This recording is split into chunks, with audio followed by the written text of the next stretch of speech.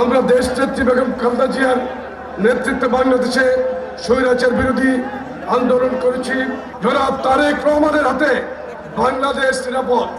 আমরা যারা বিএনপির পতাকা তোলে আজ থেকে 41 বছর আগে সামিল হয়েছিলাম, তারা প্রত্যেকেই এই দেশকে ভালোবেসে, বিএনপিকে ভালোবেসে, শহীদ রাষ্ট্রপতি জিয়াউর রহমানকে ভালোবেসেই এই বিএনপির পতাকা তোলে আমরা সামিল হয়েছিলাম। তারই ধারাবাহিকতায় আমরা দেশ নেত্রী বেগম খালেদা জিয়ার নেতৃত্বে বাংলাদেশে স্বৈরাচার বিরোধী আন্দোলন করেছি। আমাদের প্রিয় সাংগঠনিক অভিভাবক বিএনপির সম্মানিত চেয়ারম্যান জনাব তারেক রহমানের নেতৃত্বে ফ্যাসিবাদ শেখ হাসিনা বিরোধী আন্দোলন করেছি। টানা তৃতীয়বার অর্জন করেছে দেশের সেরা সুপার ব্র্যান্ড স্বীকৃতি বসুন্ধরা টিস্যু।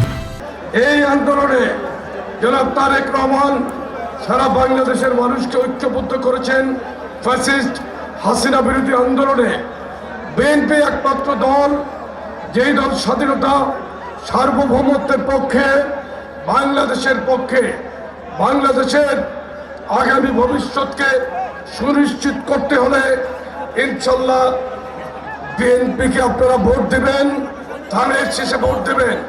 এখানে উপস্থিত যারা আমাদের নেতা কর্মী, সাধারণ মানুষ যারা উপস্থিত হয়েছেন, তাদের মাধ্যমে সারা কিশোরগঞ্জের মানুষকে তো বুঝাতে হবে যে বিএনপির হাতে বাংলাদেশ নিরাপদ, জনাব তারেক রহমানের হাতে বাংলাদেশ নিরাপদ।